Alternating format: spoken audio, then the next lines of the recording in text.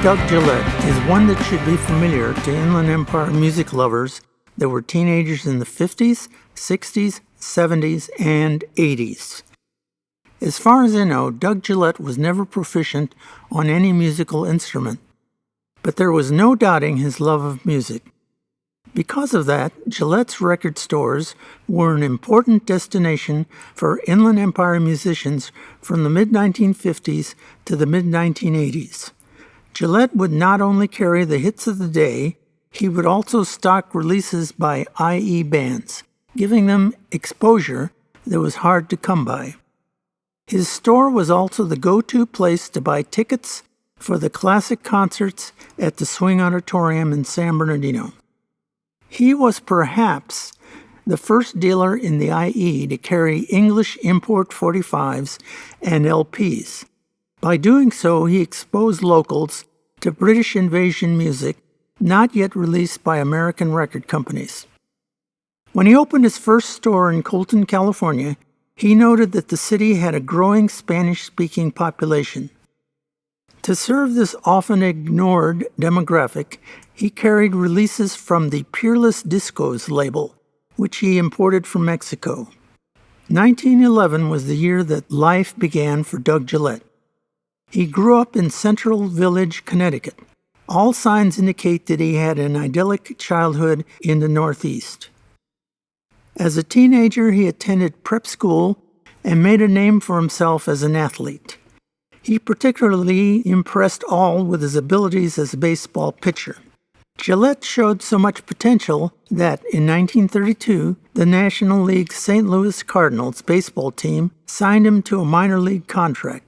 His first season was spent in the Nebraska State League with the Grand Island Islanders. The rookie won 16 games and lost 8.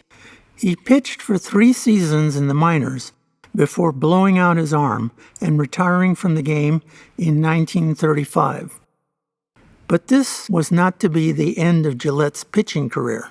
When World War II reared its ugly head, he joined the U.S. Army and was stationed in England. But it wasn't long before his pitching prowess was discovered by the brass.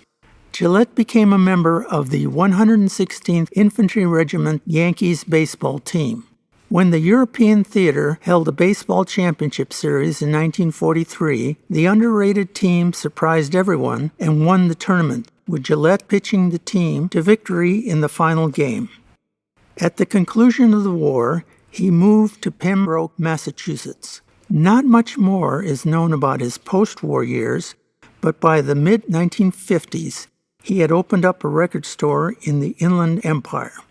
While located in downtown Colton, Gillette yearly advertised his store in the Colton High School annuals to connect with the young students that would become his clientele.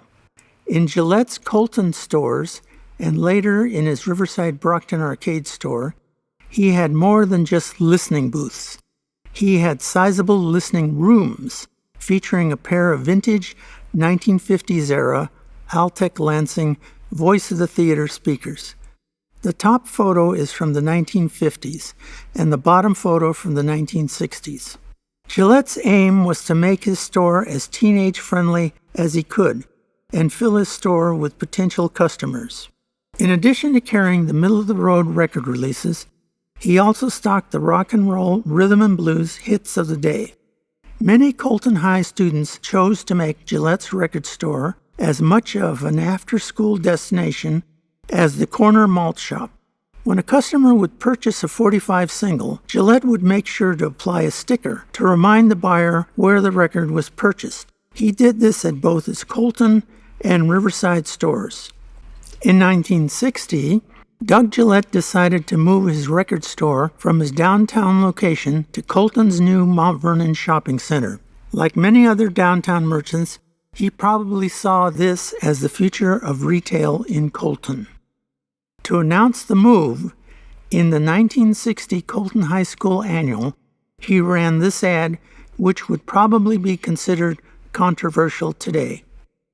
It featured 11 girls pulling a trailer of 5 boys, representing Gillette's. 2 of the boys were using whips to encourage the girls to pull them up the hill to the Mount Vernon Shopping Center. The setup for Gillette's new store in the Mount Vernon Shopping Center was similar to his old downtown location, except that he now had more room for his stock. However, by 1963, he once again decided to pull up stakes, and he moved his record store to new IE locations. Gillette opened locations in Corona and the Brockton Arcade in Riverside. The Colton store was still open, but changed its name to Colton Audio TV Records. The Corona location didn't last long, and that left the Brockton Arcade store as Gillette's only Riverside County presence. Repeating what he did in Colton, Gillette began advertising in the Riverside High School and the Riverside City College yearbooks, as seen here. In January 1971, Gillette was interviewed by Henry Mendoza of the San Bernardino Sun newspaper. In the interview, he explained that 75% of his customers were between the ages of 13 to 25 years old. He talked about his philosophy of customer service. Gillette said they, the customers, must be able to find mostly what they want. And that's not only albums. That's not only music. Basically, you have to have a fair store, and you have to be honest, he said. The whole feeling of today is written in today's music. They, the kids, think business is rooking them all. If a guy wants to go into the record business and he doesn't like kids, he's out of his mind. In 1983, the then 72-year-old Gillette was interviewed by Jim Barry of the Press Enterprise newspaper. He talked about his theories on physical conditioning and his entry into the sport of competitive cycling. In 1986, Gillette was profiled by music trade publication Billboard magazine. By this year, he was working a split shift at both Abbey Road Distributors in Santa Ana in the morning and then at his Riverside store from 4 to 7 p.m. A few years earlier, he had stopped selling vinyl and became one of the first dealers to change his stock completely to compact discs. Not long after this article appeared, Gillette closed his Riverside store and moved his operation to Lake Havasu, Arizona.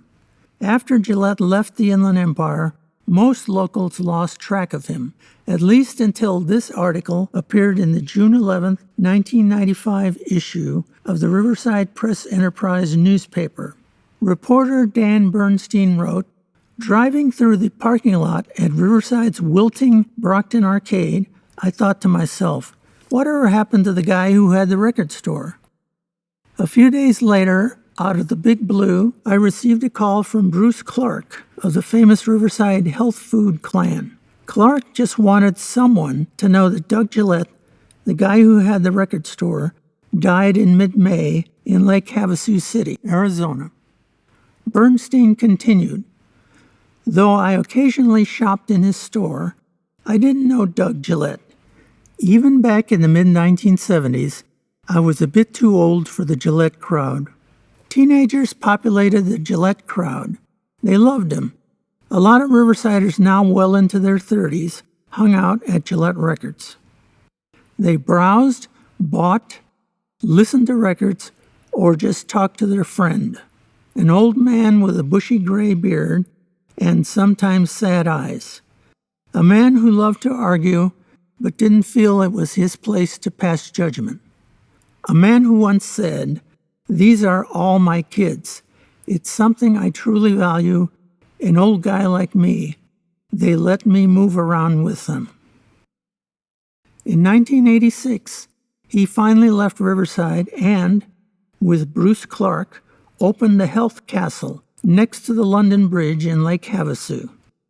Clark handled the health food and exercise equipment. Gillette sold CDs.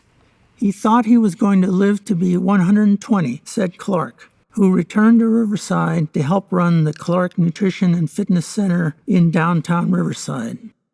But a recent fall might have been the beginning of the end. Gillette hobbled around on crutches for a while. Then he fell again. He refused to see a doctor. He had no immediate family and didn't want to saddle anyone else. Clark figures Doug Gillette holed himself up in his Lake Havasu digs, where he died May 16, 3 days shy of his 85th birthday. But Doug Gillette was not a forgotten man among Inland Empire music fans.